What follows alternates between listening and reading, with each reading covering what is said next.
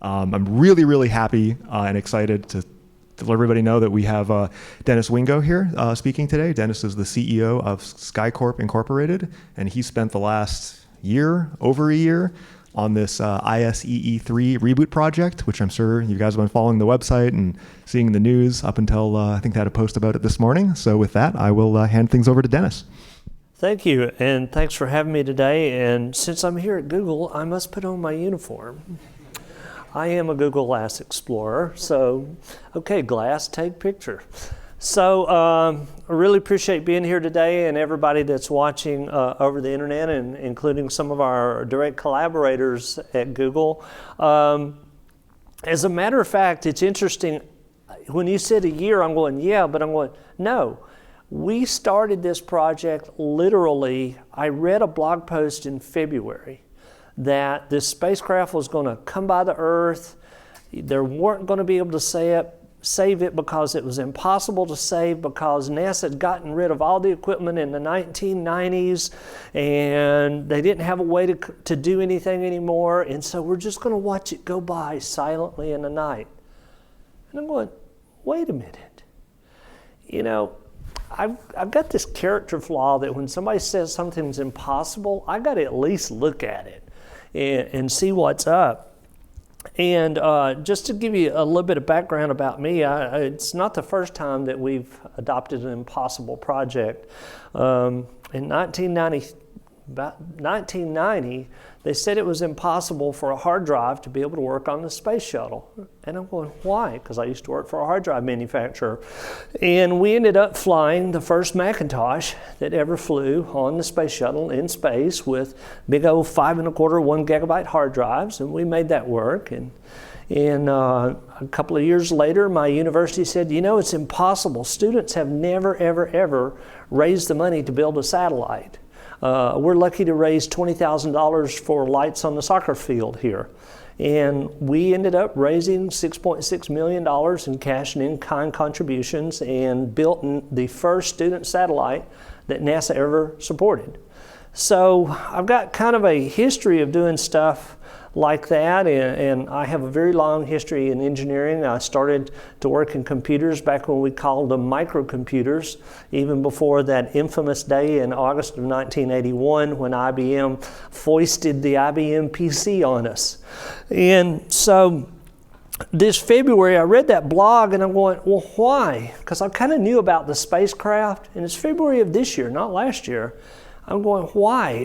The ISEE-3, I've always kind of known about it because in the 1990s, when I was at the University of Alabama, Huntsville, I worked at a research institution called the Center for Space, Plasma, and Aeronautics Research, called CSPAR. And at CSPAR, we studied what's called the solar terrestrial interface. It's where the energy from the sun begins its interface with the Earth, and it's called solar terrestrial physics. And so I knew about, and I've actually known about for a very, very long time, this spacecraft called ISEE-3. I'm also a ham radio operator. I got my first ham license when I was 14 years old, and if you're a ham radio operator, you study the sun because you want to know when the conditions are right for long distance communication. This is the internet of the 1970s. And so we studied that, and I used to listen to solar terrestrial reports, so I was familiar with ISEE-3, and I've been familiar with it for a very long time. So I'm going, you know, it'd be a real shame. I'm going, so what can we do? And you start thinking about this, and this is kind of one of the reasons I like talking to Google, because it's about technology advancement. 10 years ago, what we've just pulled off couldn't happen, because the software wasn't there, the hardware wasn't there, and kind of the systems engineering wasn't there to do something like this on a rapid basis. So I started thinking about it, and I did some research on software-defined radios, and I did some research here and there, and I'm going, you know, I think it's possible to do this. And we're very fortunate in that I have an existing project that NASA also said was impossible, which was taking tapes from the 1960s that hadn't been touched in 45 years and old tape drives that were sitting in a barn in Los Angeles. And we put all that back together, and we've been digitizing the original 1960s images of the moon. It's a project called MacMoons, and we're at a place called MacMoons. It's just a stone throw from here over at NASA Ames in the research park in the McDonald's, just literally right behind the place you guys just took over. And so we're kind of neighbors, and so we've been in the MacMoons, we're doing this, and I'm just going, you know, it'd be a real shame for this spacecraft not to get used again, because it's a great spacecraft, and I'll tell you why.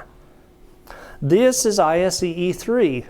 The spacecraft has these booms, and it doesn't have an imaging system on it. This is not a satellite like you're thinking, but it has very, very wideband sensors. It starts out at RF, like very low band, shortwave era, shortwave frequency RF. There's these booms right here. These booms right here, each one of those are 41 meters long. So this spacecraft has a tip-to-tip width of 92 meters in space. We call it, if it kind of got off course and went through the geo belt, our space blender. So we're looking at that, and it's got magnetometers for measuring the sun's magnetic field, and it has cosmic ray detectors. It actually had the very first gamma ray burst instrument, and it was the first instrument to detect that we had these weird gamma ray bursts that were coming from all over the universe. And later there was a spacecraft built because of this one called the Gamma Ray Observatory, and they measured these bursts all over the universe. This spacecraft here literally wrote the book and invented the term heliophysics, which is the physics of the sun in the modern sense of the word. And it's a spinning spacecraft. It spins at 19.75 RPM. So that means the tips of these booms are whipping around once every 3.04 seconds. And it's been doing that since 1978. And so it's a really cool spacecraft. It's a dumb spacecraft. There's no computer on this spacecraft. There's no software on this spacecraft. This is a state machine.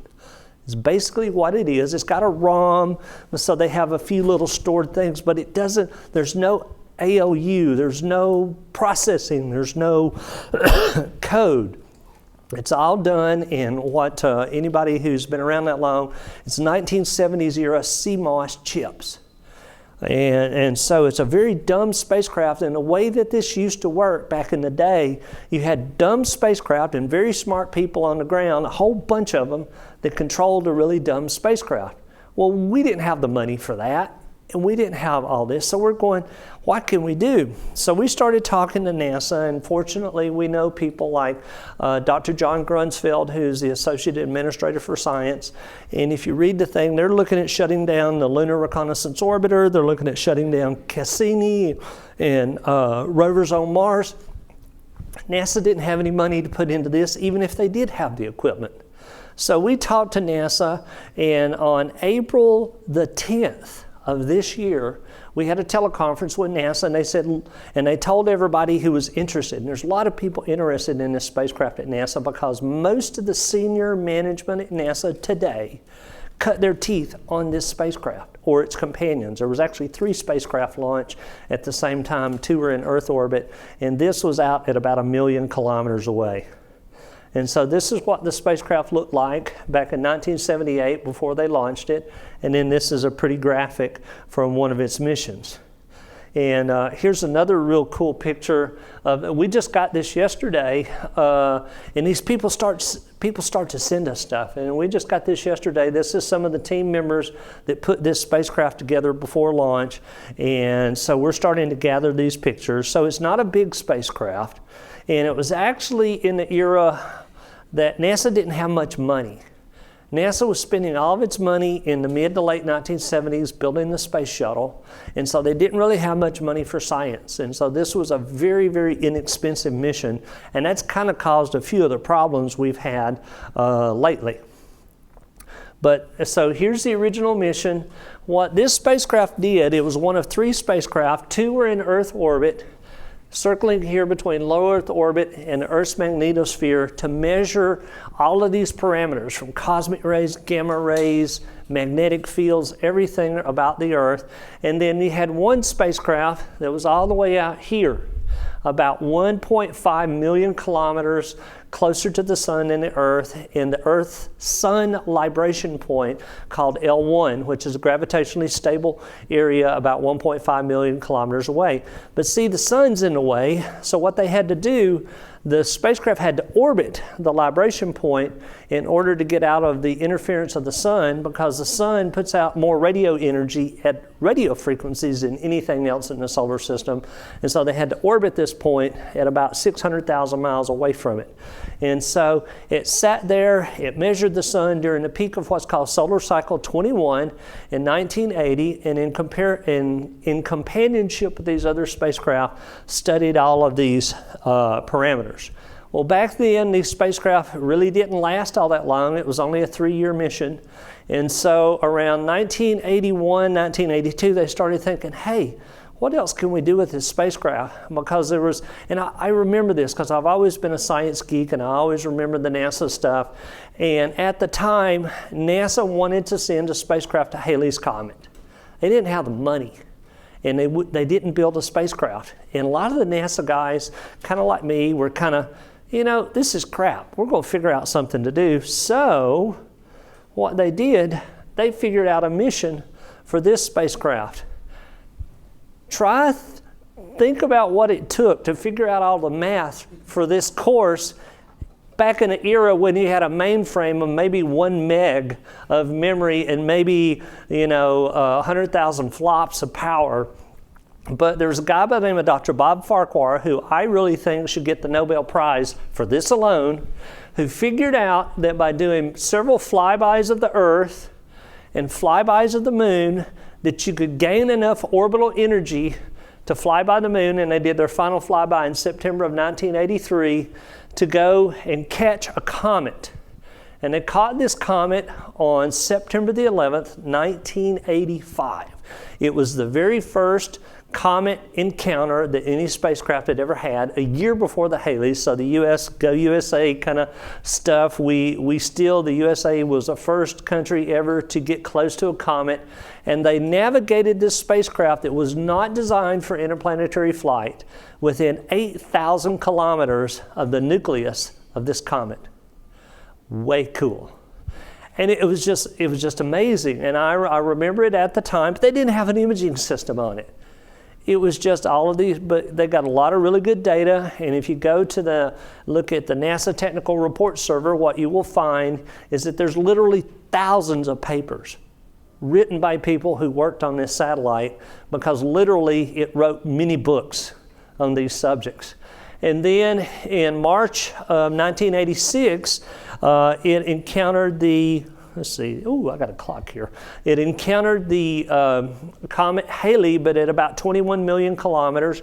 But still, even at that distance, and this was a discovery as well, Halley's comet influenced the solar magnetic field. And they still don't quite get how that works, but it did.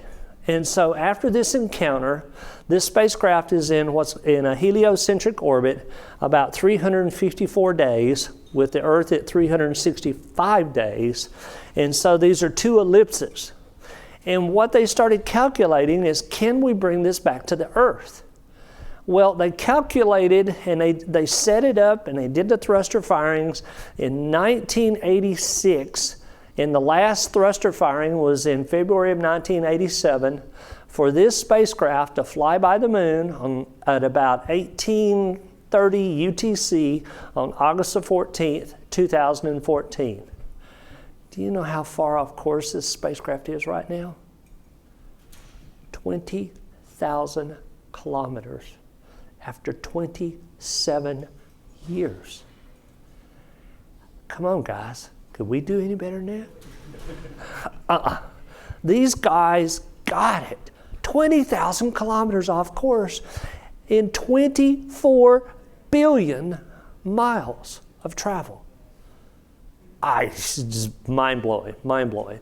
So we started thinking about this, and on the 12th, we started a crowdfunding effort. The 12th of April, we didn't have it, when we started, we had no money, had no technology, but we had a bunch of people. You know, I'm not dumb, and I've done a lot of stuff, and I've been around this business a long time, and I'm going, you know, I think we can do this. So what we did, and well, right here, I want to show you one more thing. We have the tyranny of Isaac Newton. This is the other thing that we were fighting, because the spacecraft we knew was a little bit off course. Well, 20,000 kilometers is still a very long way when you want to pass by the moon at 50 kilometers. So we knew it was off course, and to change the course, you have to fire the propulsion system. In order to fire the propulsion system, you got to talk to the spacecraft. In order to talk to the spacecraft, you got to understand the spacecraft. You got to stroke it. You got to be nice to it, just like a kitty. And so this spacecraft, but we had a problem. We had a delta V curve. This is how much delta V in meters a second it was going to take to make the course correction we had to make in order to fly over the moon at 50 kilometers. And this number starts really going up. It's asymptotic, as you might think. The closer you get, the more energy it takes to correct your course. Well, that number starts, and this is 7, this is July, where we're at now. And we're going, the spacecraft only had about 140 meters a second of propulsion left. Well, here we are, 1st of July, we're already at 100 meters a second. We're going, oh, crap. And so we started right here. Okay, so we're going, what the hell are we going to do? What have I got myself into this time? So we started thinking, and as good engineers, whether you're a software engineer, a hardware engineer, you think, okay, there's an old saying, if you have enough problems, you can make them solve each other. So I started thinking about it. I'm going, okay, we don't have a transmitter. We can't use any NASA dishes because our deal with NASA, we actually signed a Space Act agreement with NASA, but NASA can't give us any money. So NASA can't give us any facilities. And all the big telescopes, all the big antennas are mostly NASA or other government agencies. I know people in the commercial business, but the biggest dishes are like 13 and 15 meters. We needed a big dish. We needed a really big dish. So I'm going, hey, there's a really big dish in Puerto Rico. It's called Arecibo. Biggest freaking dish on the earth. I wonder if we can use that. So we went to Arecibo. And we talked to the guys down there, and fortunately for us, they had had an earthquake in Puerto Rico a few months before that caused some problems with that big structure in the middle that holds up all of the communications gear. And so they had literally only a couple of weeks before started operations again. So they weren't really back up to full speed with all their science and all that other stuff. And so they had some time for us. And it just so worked out that the time of day we wanted to do this was at the end of their maintenance period. And so these guys always put a little padding in their maintenance period, and so we could come in there and use the antenna then. All right, I got the biggest antenna in the freaking world now, so I just solved one problem. Okay, but it also solved another problem because I needed a transmitter. Okay, well, NASA usually with their big 34 and 70 meter dishes, they have a 10 kilowatt transmitter.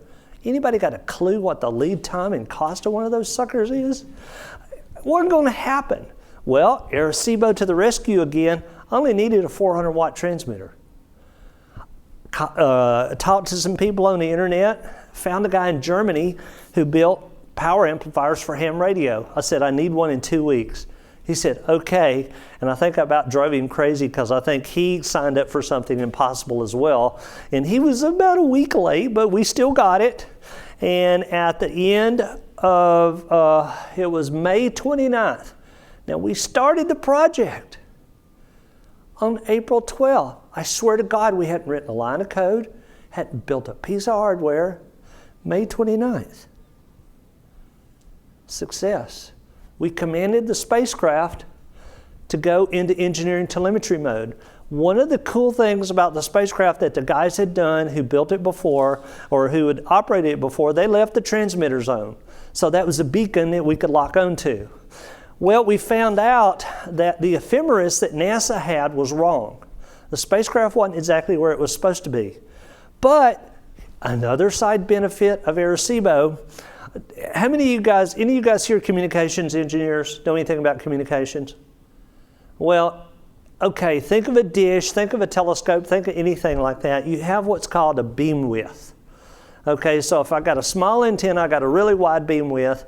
If I have a big antenna, I have a narrow beam width, and this is how we communicate with satellites. But if I got the biggest telescope in the world, and I should have thought about this, I got the narrowest beam width in the world. The beam width of this telescope is 120 arc seconds.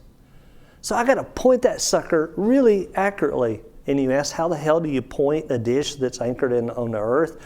Well, they have an azimuth and elevation on the center part, and they get about 15 to 20 degrees of elevation, and they can do a full 360 in azimuth. So they can point the dish.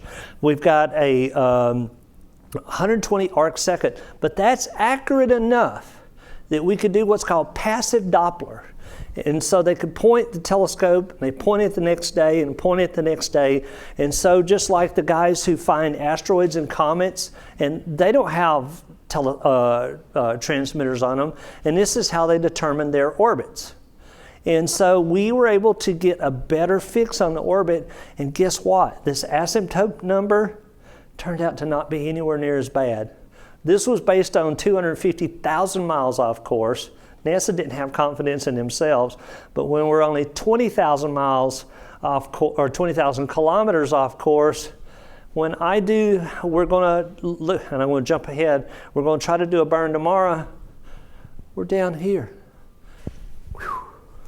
So, this right here, we put the spacecraft into 512 bits per second, and we were able to get the data and start to assess the health of the spacecraft.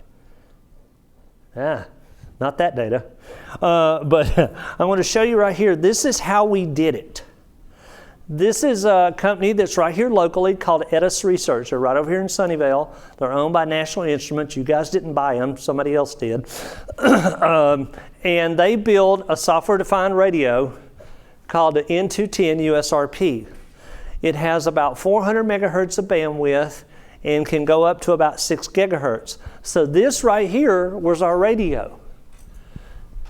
We programmed, instead of trying to build hardware, modulators, demodulators, all that stuff, we were able to use, via Linux, in an application called GNU Radio, we were able to build in software in 3 weeks, something that normally takes a year to do, in terms of building hardware, building systems to be able to control and operate a spacecraft. We did this literally in 3 weeks. And this is kind of a slightly more advanced version of what we were doing, but this is how we operate it now. We call this HA by static mode, and I'll let you figure out what HA means. It was our, let's call it half-baked, and there's another word in there. We transmit from Arecibo, because we know where the spacecraft is now, and we have a group working with us in the amateur radio world. We have a dish in Germany, a 20-meter dish, in a radio telescope called Bochum Observatory in Germany, to where we receive. And so we're able to receive telemetry at the same time that we're transmitting, so we're in what in radio guys know as full duplex mode. So we can determine what happens to the spacecraft, and it's really, really improved the way that we do things. And so we use Skype. We actually have Skype. We have guys calling out values because we have this little problem called ITAR. It's a 4-letter word. I can't tell these guys what all the telemetry values mean because it's in a document that we got from NASA that's called an ITAR document, which means that if I export the data, tell them what the data is, I can go to jail. So my brain is a controlled item by the U.S. government. Been that way for years. And so what we do, they read off the numbers, and I'm on Skype, and we have another guy over here translating the numbers, and so I tell our other guy who's on the other laptop commanding the spacecraft what to do. So literally we have recreated in 8 weeks an entire ground station network that's global in extent.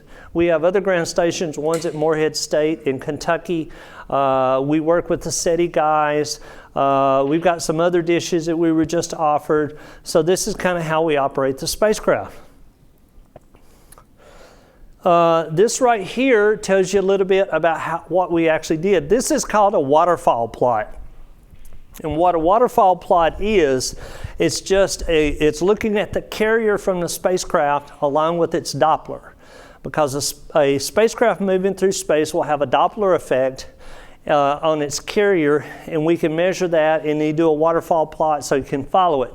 Well, what this is here, we were able to test out the spacecraft, and this is what's called ranging mode, and this is coherent ranging mode, where we actually send a waveform to the spacecraft, and these are the sidebands and the spacecraft jumping frequencies, so we determine that we would be able to range to the spacecraft and use the Doppler effect to get an even better position on the spacecraft, because we have to reduce our uncertainty in the position of the spacecraft to less than 5 kilometers in either direction, actually closer to 1 kilometer uncertainty in its position in order to fly by the moon at 50 kilometers and not hit the moon. So, you know, again, uncertainty here. And so we built the command structure, we're reading the telemetry, we're doing all of this, and we're moving along. And then this right here is just some of the data, and I think this is some of the probably the coolest data to me, because I do a lot of spacecraft power systems work. These temperatures are right in line where the spacecraft was 30 years ago. The solar arrays on this satellite, everybody talks about, you know, everybody loves solar power, Google loves solar power and all this, but solar arrays degrade. What we found out about these solar arrays, that they were still at 93% of the power they were putting out in 1980, when Jimmy Carter was still in office. So that was a major revelation for NASA. And that right there justified the money that NASA put in the project. So what we're able to do, and this is the value that this brought to NASA, is they wanted to understand what the health of this spacecraft was, because by doing that, they can confirm their codes. Everybody likes to have their code validated. So the thermal analysis from back then, they can validate. So they can go back, and believe it or not, the thermal analysis code that NASA uses today originated in the 1960s. It's just been translated from Fortran into more modern applications, but it's still the same base code. And so they came very close to good thermal analysis within a couple of degrees of everything, within a few percentage points, just absolutely fabulous. They did great. And so we verified all that. And so we kept operating, and we still operate the spacecraft. This is our operations facility today, the MacMoons, with our pirate flag, and that's an inside NASA joke. But this is our operations back what used to be the kitchen. We have our guys and gals in there doing their work. We do a pass. We have a decent internet connection. I'm telling you, when you guys take over the airfield there, please get us some good internet in there, because it really sucks. I was using DSL until a few weeks ago, where we finally got a decent internet connection. But we use the internet and the GNU radio here at NASA Ames to connect to the radios that are at Arecibo through SSH. And so we can send our commands to the radio through a private network, relatively secure system, to be able to command the spacecraft. So that's what we do, and so we do our passes here now. Well, everything was going great.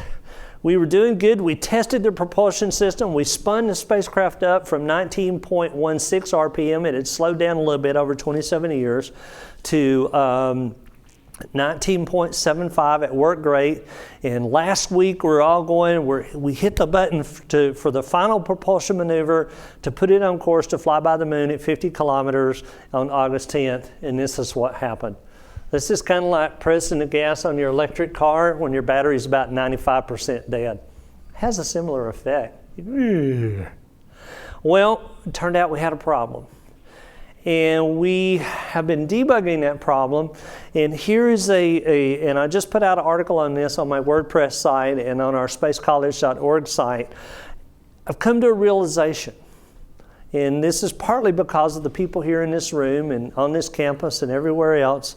We now are the Borg. We have a global collective consciousness.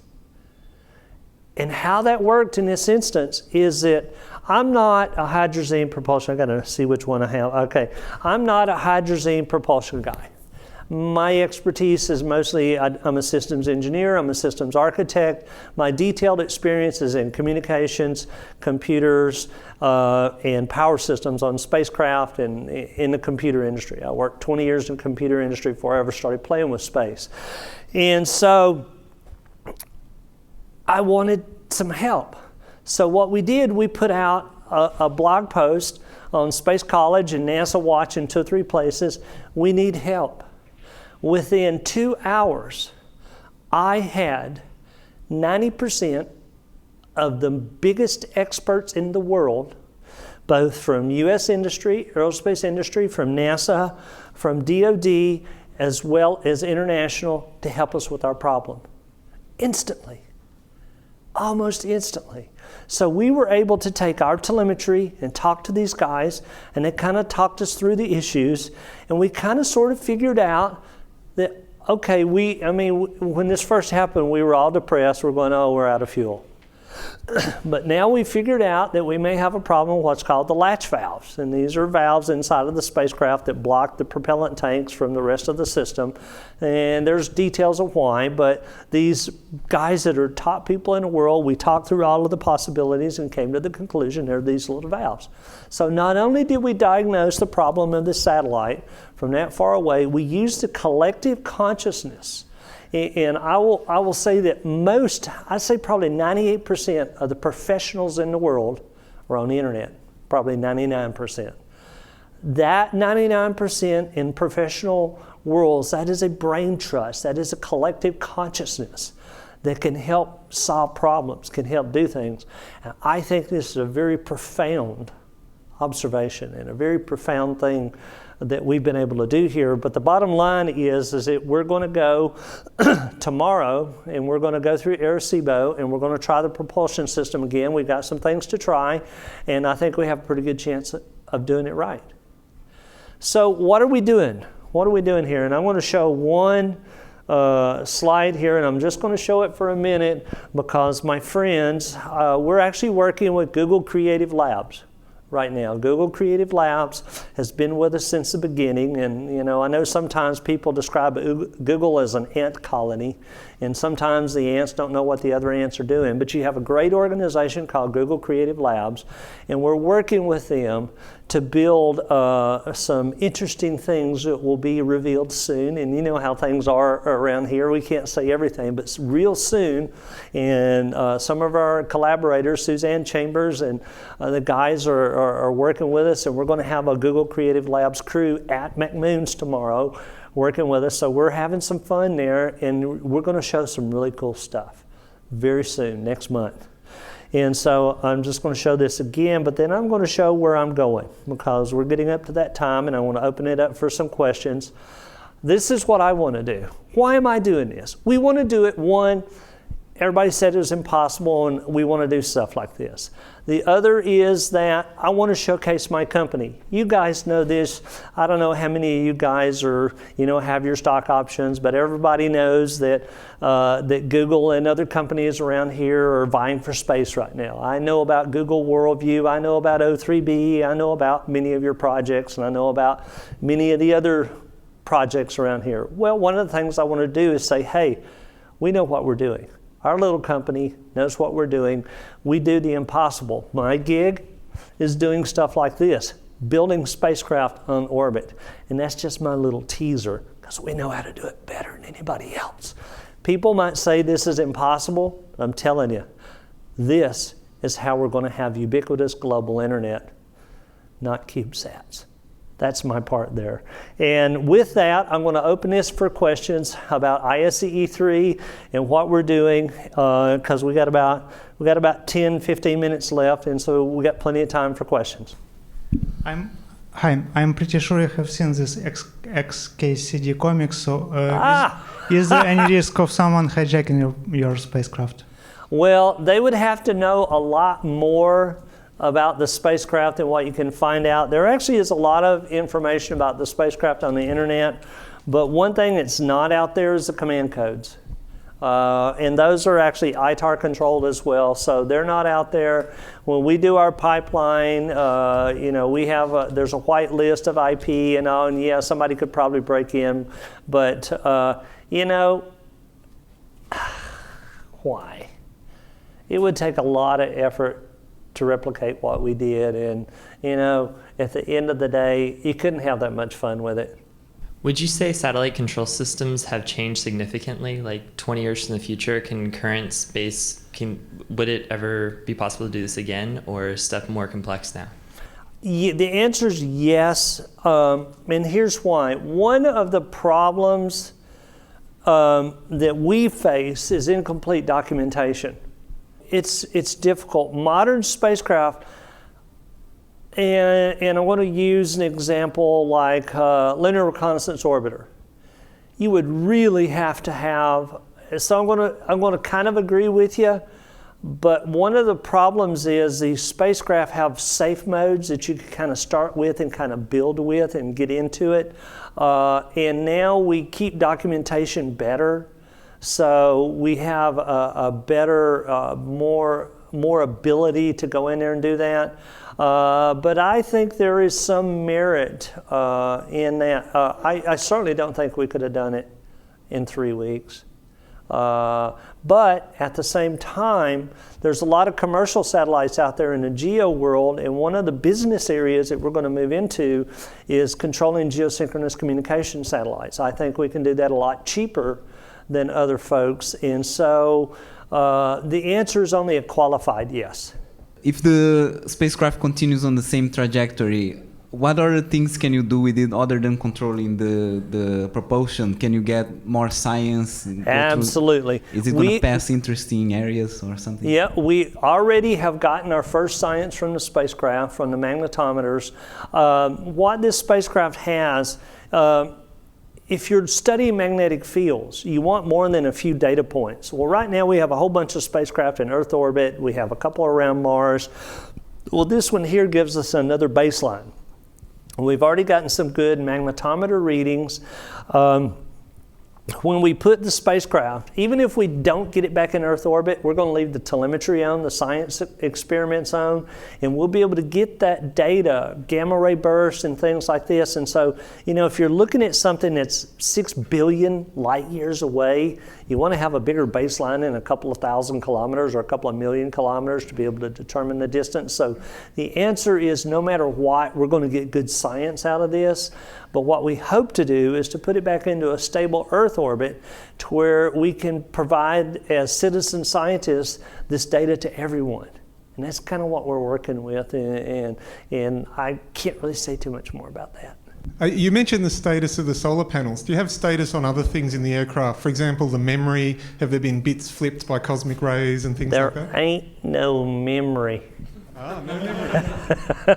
I'm telling you.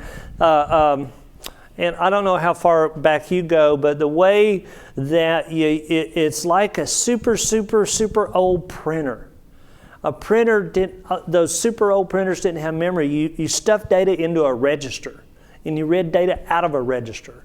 Those registers are hardwired chips that had flip-flops in it that are not classical memory elements. They're not like a static RAM. They're not like a dynamic RAM. They literally are hardwired registers that you can read to and write to. That's all this spacecraft has. It actually, there's one, I misstated, it has one microprocessor on it. It's an 1802 that's on one of the experiments. But all the memory for that died 30 years ago. And this spacecraft has taken more than 5 times its normal radiation dose. And so, there's a couple of bits flipped here and there, but you just reset the register and you're fine. It is literally the dumbest spacecraft on the block, but we love it.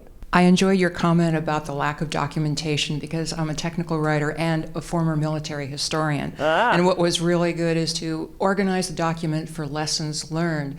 Is there a plan for a book or a movie starring George Clooney and Sandra Bullock to document your efforts? No, but what we are doing, we're actually working, and we've been working with them for a while, the Library of Congress and the National Archives. And since you're a military historian, I actually worked on the very first terabyte class engineering document management system for the Defense Department in the 1980s. We had a 4 terabyte engineering document server in 1985. We stored in the Defense Department, because their equipment has a much longer life cycle, like the B-52 is older than anybody in this room. And these old weapon systems, they have to maintain those drawings. So back in the old days, they had what's called an aperture card, which is an IBM punch card with a piece of microfilm in it. My company, along with AT&T, digitized millions of those aperture cards and put them into a digital database. This is literally the first large-scale engineering document database in the world. And NASA doesn't do that, though. NASA does a really good job at archiving their science. They suck at archiving engineering data. Every single program, including the space shuttle, the space station, the Saturn V, the only reason that we have the design plans for the Saturn V is that a friend of mine in Huntsville, Alabama, took it upon himself to collect an entire collection of all the Saturn V stuff and stuff it in the library at the University of Alabama, Huntsville, or we wouldn't have the drawings for the Saturn V. There is no requirement. This is government contracting. There's no requirement in any of these guys' contract to archive their product, their spacecraft. And so what we're doing is, and we're working directly with the Associate Administrator for Science and the Associate Administrator for what's called HEOMD, the exploration guys, to write into federal acquisition regulations and NASA contracts that they also have to have an archival plan for all the engineering documentation for the spacecraft products that they build. Because NASA, I know more about this spacecraft than anybody at NASA. I know more about Lunar Orbiter than anybody at NASA. And that's a tragedy in a way. I saw a presentation one time when I started building my student satellite. This is in the early 1990s. And I get brought to this company in Huntsville. Does anybody know the name of the first commercial space company? Of course you don't. The company's name was Spacecraft Incorporated. A company called SCI. That company still exists. It's called Sanmina SCI, the world's largest contract electronics manufacturer. You guys probably use them in some form or another for some of your Google products. But at the time in the 1950s when they were found, they basically invented all this stuff about CubeSats that everybody's waxing poetic about and all they can do. They invented that in 1958 and 1959. Guess why? The rockets the U.S. had couldn't put up anything other than a CubeSat, basically. I mean, the Explorer 1, the first satellite we ever launched, weighed 30 kilograms. We just didn't have it. And so, and this guy's showing me this presentation when I was building a satellite. It was 34 kilograms and that we flew in 1998. And this guy's showing me all this stuff. And I'm telling him, I said, do you realize how many patents I could invalidate? And this is part of it in that there's this intellectual property that's developed that falls off the map, is reinvented later, and we're like on our 3rd or 4th generation of reinventing this stuff. So to answer your question, we're working very hard with the National Archives and the Library of Congress and NASA to get NASA to do what the Defense Department does in kind of a good way. You know, and I laugh about this all the time because I'm very much of a technical historian myself. I have a really good library of technical documentation. It predates 1990. Still, the vast majority of really cool stuff that happened before 1990 doesn't exist on the web. It just doesn't. And so a lot of these technologies, a lot of stuff we do, it's just not there. And so, you know, it's a continuing process, and it's going to be interesting. And this is the chilling part. One of these days, and it's already happening around the world, that governments are going to be able to control how the information is presented. And when 95% of all information is digital, history can be rewritten at the stroke of a key. This is something that your company logo of Do No Evil can help us fight, because there are companies and there are nations around the world rewriting history as we speak.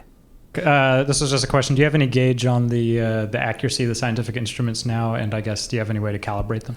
The magnetometer is working as expected. We have another instrument called the Bain instrument that seems to be working as expected. We have the ability to calibrate the others, but we've been really focused on the engineering side to save the damn thing, and then we worry about the scientific instruments. But in the last couple of weeks, we've been running in science data mode, and so we've been able to start that process. I want your question. Oh, okay. So the answer is yes, and doing the calibrations and all, and I think we're going to have some way cool products, and a lot of the coolness of it will be because of our collaborations with my friend Suzanne out there. All right. Well, I think we're just about out of time. Another question. So you could join me in thanking Dennis for coming and speaking to us. It's a great talk.